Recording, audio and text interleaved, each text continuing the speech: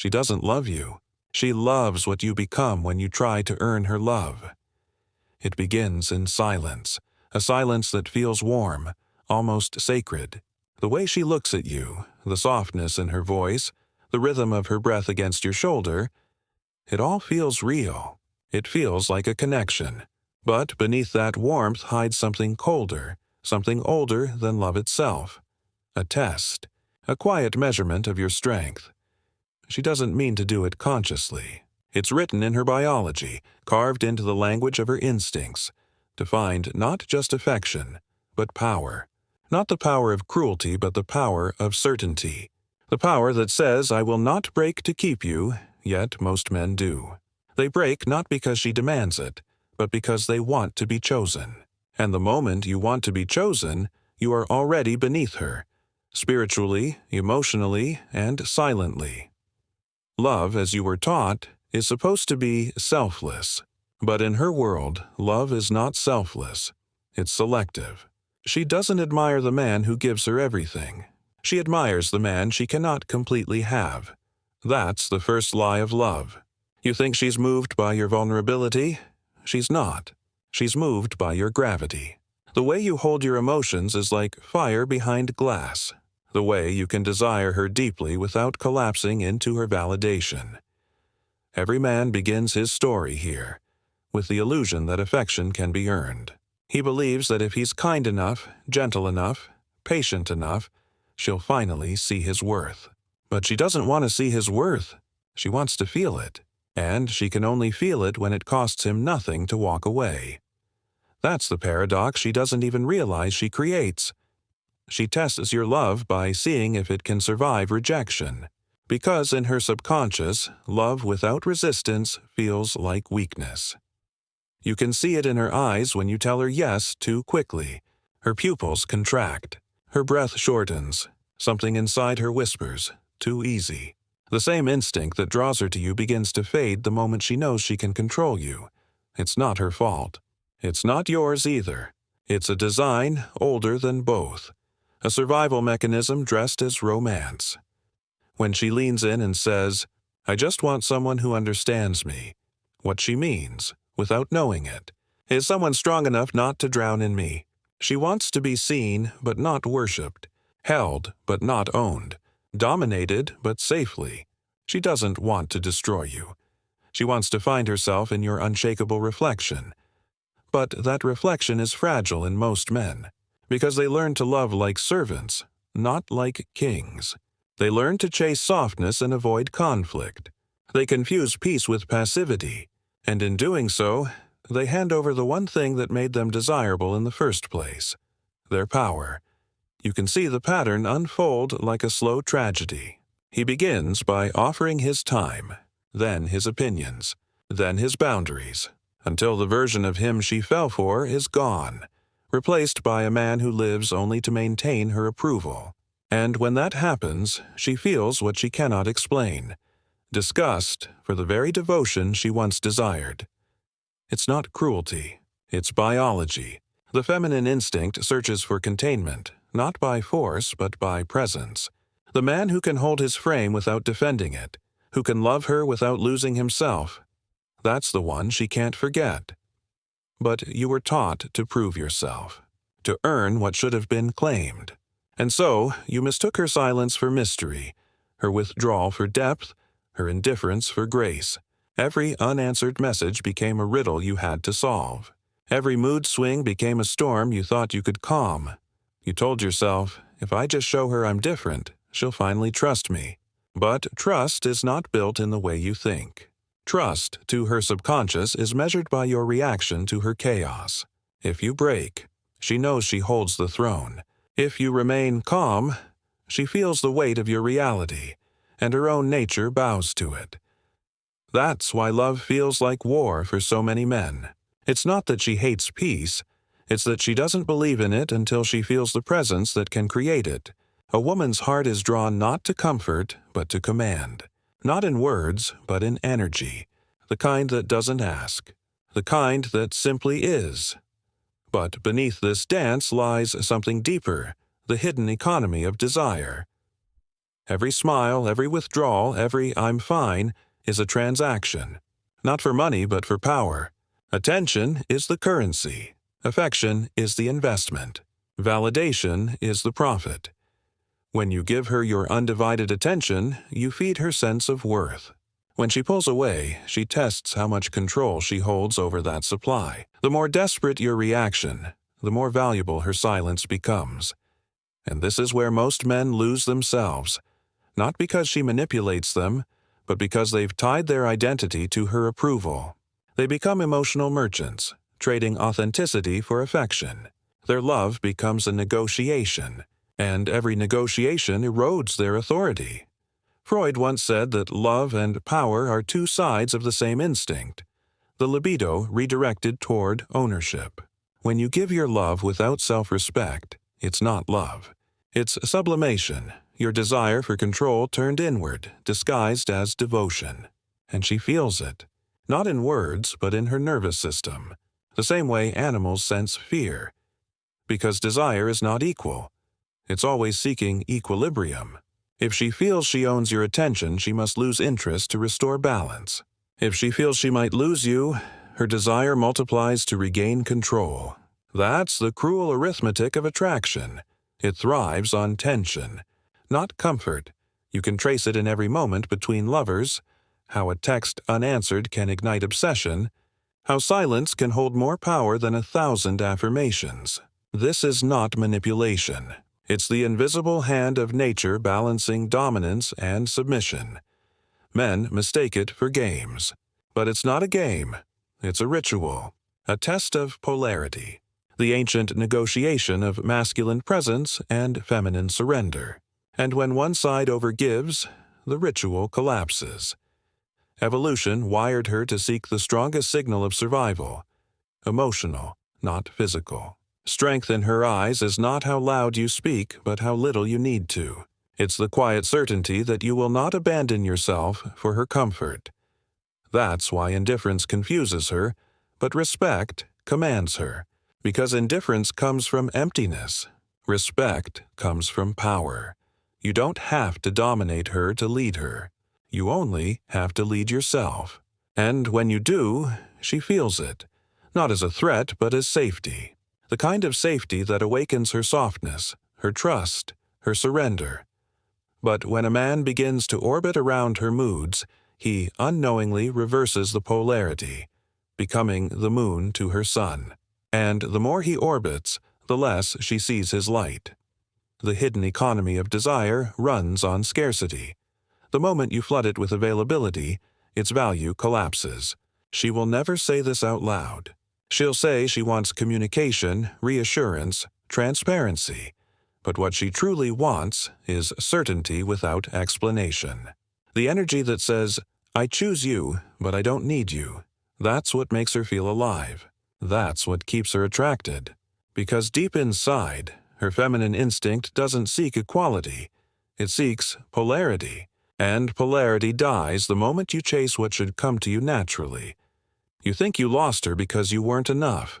But you lost her because you stopped being yourself. Because you began trading truth for tolerance. Because you confused her comfort for connection. She doesn't want to lead. She only leads when you refuse to. And she resents you for making her do it. This is why the modern man feels exhausted. He's been trained to love in reverse, to submit under the disguise of kindness, to nurture without discernment, to protect without authority, and so he becomes invisible, a servant to her emotions, a prisoner to her moods. He mistakes her gratitude for intimacy. But gratitude is not love. It's a relief. She doesn't love you because you make her happy. She loves you when your presence makes her feel grounded. And grounding doesn't come from affection. It comes from power. Not domination, but inner sovereignty. The kind that can say no with warmth and yes with strength. That's the essence of masculine love. It's not giving her the world. It's being the world she feels safe inside of. But you can't create that safety if you're constantly seeking it from her. You can't lead if you're afraid to lose her. You can't be loved if your love is a performance. This is the invisible law of desire. The one who needs less controls more. not by manipulation but by nature, because need is dependence, and dependence is submission. The men who understand this stop chasing women. They start mastering themselves. And in that mastery, women sense something ancient, something magnetic. A man who cannot be moved by flattery nor destroyed by rejection. That man doesn't seek love. He attracts it. Not because he tries, but because he remembers who he is. There's a moment every man remembers when he looks into her eyes and senses something beautiful, but wrong, a quiet depth that pulls him in, like staring into a reflection that doesn't belong to him. At first, he calls it a mystery. Later, he learns it's something else. It's the shadow. Every woman carries it, a silent twin living behind her softness. It's the part that watches while she smiles, the one that never fully believes in peace. It doesn't crave love. It craves the tension that makes love feel alive. She wants safety, but she's drawn to danger. She says she wants peace, but her pulse quickens only for chaos she can't control. And so she searches for a man who can give her both, the comfort of safety and the thrill of unpredictability. It isn't cruelty. It's nature balancing itself. Her instinct seeks protection, but her soul needs a storm to test its shelter. That's why she loves men she cannot fully tame. She wants the fire close enough to warm her, but not so close that it burns away her power. Jung called it the shadow, the hidden side of the psyche, where everything we repress becomes everything we desire. And in her, that shadow often wears the mask of fascination. Fascination with the man who doesn't bend, the man whose silence doesn't beg, the man who looks at her beauty and doesn't lose his direction. Because in that moment, she feels something rare. Reality. He becomes a mirror she cannot distort, a reflection that refuses to lie. And that's what truly draws her. Not his charm, not his words, but the quiet rebellion of his self-possession. She doesn't want to control him. She wants to feel the edge of trying and failing to. It's how her unconscious measures her own depth. If he resists, she respects. If he yields, she forgets. That's the paradox of her attraction. She reaches, for the man she fears might never stay, and grows bored with the one who always will. Men call this manipulation. Psychology calls it projection. She projects her own unclaimed power onto him, then tests him to see if he can hold it. If he can, she relaxes. If he can't, she reclaims that power and wears it as disappointment. It's not love she loses. It's faith. Because deep inside, every woman wants to surrender, not to a man, but to certainty, to a presence strong enough to absorb her chaos without erasing her. But most men mistake surrender for control. They think leading means dominating. They confuse steadiness with silence. They try to perform strength instead of becoming it. And the shadow inside her sees through performance instantly. The shadow doesn't respond to words, only to energy. It senses the smallest tremor of fear, the subtlest flinch of insecurity. You can lie to her mind, but never to her instincts. That's why a man's greatest weapon isn't charm, it's calm, the stillness that says, I am not here to win you. I am here to know myself in your presence. When she meets that energy, something ancient stirs within her, a remembrance of polarity, of the eternal dance between order and chaos. She feels drawn to him, not because he gives her control, but because he doesn't surrender his. Yet this balance is fragile. Every man eventually faces the test, and it never begins loudly. It starts with small concessions, the tiniest cracks in his certainty. He skips a boundary to keep the peace. He explains himself when silence would have said more. He apologizes not for being wrong, but for being firm. Each act seems harmless. Each one feels like love. But love, built on appeasement, is the slow death of authority. That's how erosion begins. Not in betrayal, but in hesitation. The king doesn't lose his crown in battle. He loses it while trying not to hurt her feelings. She doesn't notice it at first. She only feels a subtle shift, a dulling of polarity. The man who once anchored her now starts orbiting her. His words become careful. His eyes search for permission. And the shadow within her smiles, not out of malice but recognition. The test has been passed, in the wrong direction. He doesn't see it happening. He confuses her distance for confusion. He tries to fix what only presence can restore. The more he reaches, the smaller he feels. And the smaller he feels, the more she resents the space he demands. Love turns into maintenance. Passion turns into management. Every conversation becomes a negotiation for peace. He used to enter the room and change its temperature. Now he waits for permission to speak, and she, once drawn to his certainty, now wonder where it went. The tragedy of it all is that he never meant to lose himself. He only wanted peace. But peace bought through self-betrayal is not peace. It's a quiet form of decay. And decay always starts inside, long before anyone can see it. He begins to doubt his instincts. He stops acting in truth and starts performing what he thinks will keep her close. Every gesture becomes calculation, every word an audition for affection. He doesn't notice it yet, but he's becoming something she cannot love, a man who's forgotten how to choose himself. Because here's the paradox that ruins men. You cannot be loved for the same thing you sacrifice. When you give up your essence to keep her, you give up the only thing that made her feel you. It's not dominance she's losing. It's direction. The invisible compass that told her, "This man knows where he's going, even without me." Now he waits for her approval before every step, and with each wait, her trust dissolves a little more. She starts to test him unconsciously, not because she wants to hurt him, but because some primal part of her is searching for the man who could once hold her storms without drowning in them. She raises her voice. He softens his. She withholds. He overcompensates. She doubts. He explains. And with every act of justification, his presence becomes a negotiation. Soon, she no longer feels his gravity, only his orbit. She is now the center, and he is spinning around her. But a woman's nature doesn't want to orbit a man, nor does she truly want him to orbit her. She wants a force strong enough to create its own pull.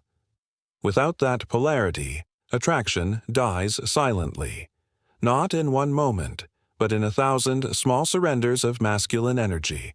He starts to feel it too, the way her eyes drift when he speaks. The pauses that used to be intimacy are now filled with absence. He becomes the caretaker of a fire that no longer burns. And that's when the darkness begins to whisper. It tells him, "She's changed. She doesn't appreciate you. She used you." But that's a lie. It wasn't her change that ended him.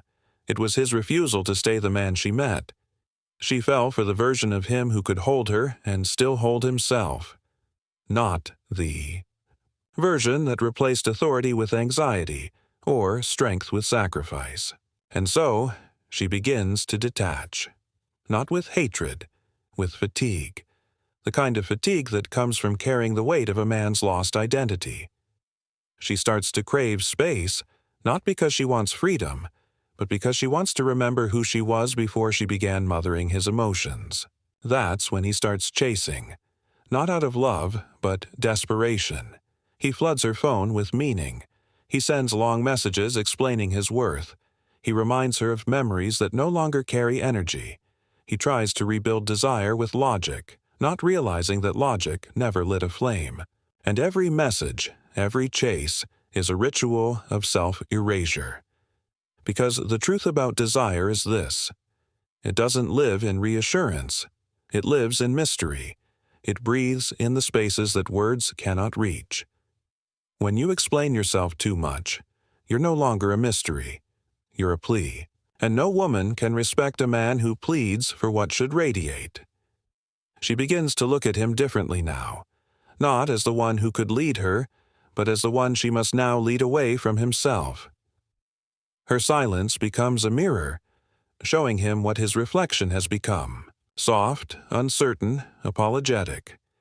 He blames her for the distance, not realizing that she's only reacting to the absence of his center. The shadow in her eyes watches quietly. It isn't cruel, it's prophetic. It knows that no woman can feel safe in the presence of a man who fears losing her more than he fears losing himself. And so the story ends the way it began, with him looking into her eyes, seeing something beautiful but wrong. Only now he understands what it was all along: a mirror, reflecting not her mystery, but his forgotten power.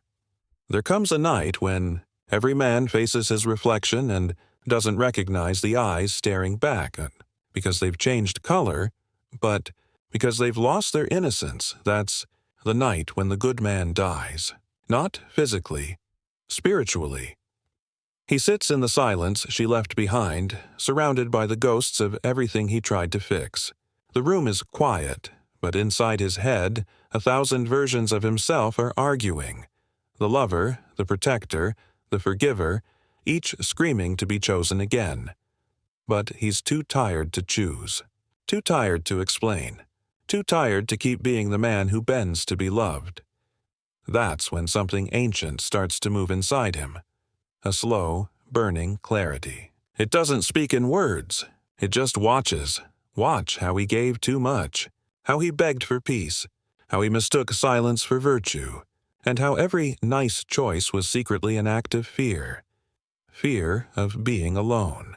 Fear of being the villain. Fear of being called cold. He realizes his kindness was never pure.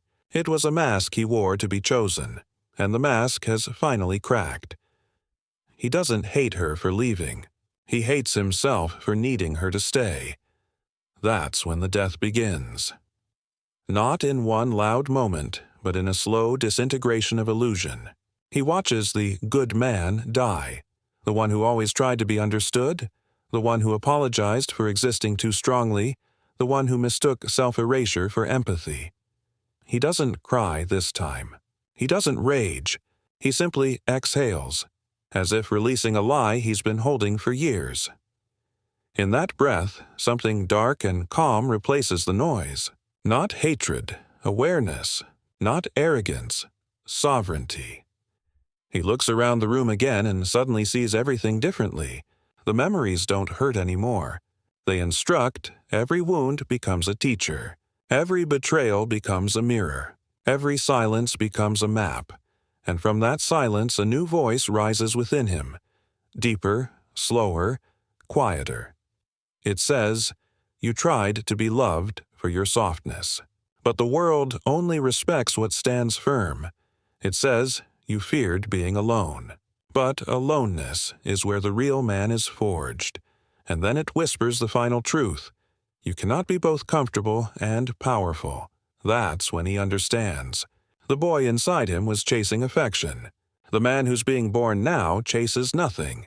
He doesn't want to be understood anymore. He wants to be clear. He doesn't want to be adored. He wants to be respected, even by silence. He begins to rebuild, brick by brick. Boundaries first, purpose next. And somewhere between discipline and solitude, the shadow starts to awaken. It doesn't arrive like a demon. It arrives like a mirror.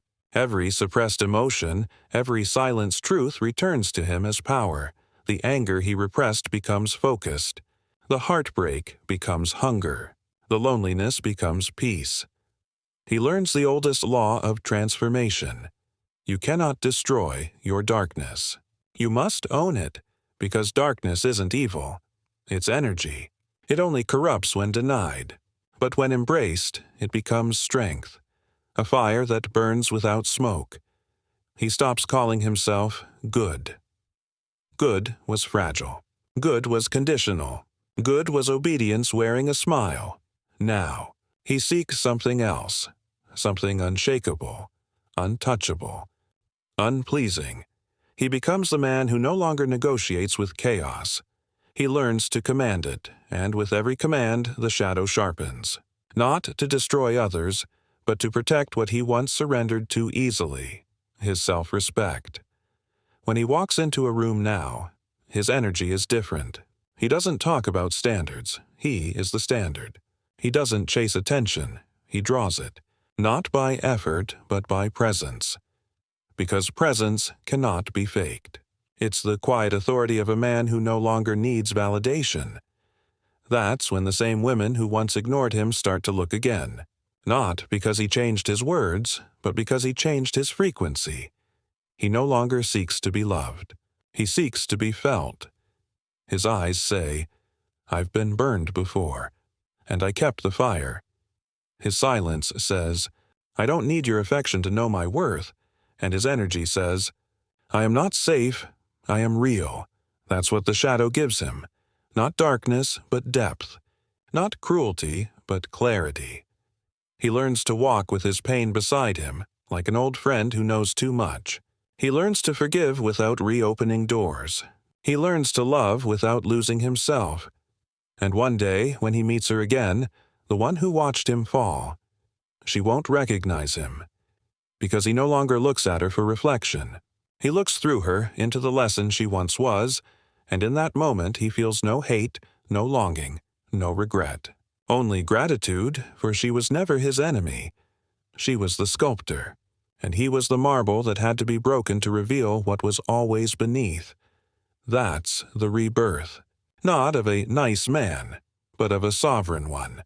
The man who doesn't beg for love but attracts it by existing in truth. The man who doesn't lose himself in emotion but channels it into purpose. The man who knows that love without power is only a dependency in disguise. And from his shadow, a new light begins to rise, colder, clearer, and infinitely more dangerous. Every woman claims to want love, but beneath that word hides another truth. What she truly wants is to feel something she cannot control. Love, for her, is not about safety. It is about gravity. It is the pull she cannot resist, the tension she cannot dissolve, the man she cannot predict, and so begins the hidden law, the law of emotional power. A man loses her not when he becomes unkind, but when he becomes predictable. He dies in her eyes the moment she learns the pattern of his emotions, because in that moment mystery ends, and with mystery desire dies. She does not love stability. She loves polarity.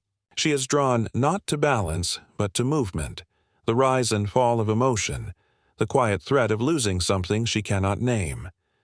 A woman's heart is a battlefield between safety and chaos. She wants the fortress, but only if the man inside it can still burn. And so, she tests. Not because she is cruel, but because her subconscious demands evidence that your strength is not a performance.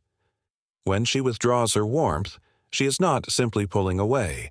She is measuring your center. Will you crumble? Will you chase? Will you fold into an apology just to restore her smile? If you do, she knows the answer.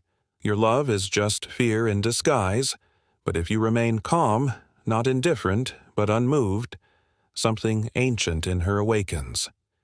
Because she recognizes that calm. It is the same stillness her ancestors felt in the presence of real danger, the presence of a man who can destroy, but chooses not to.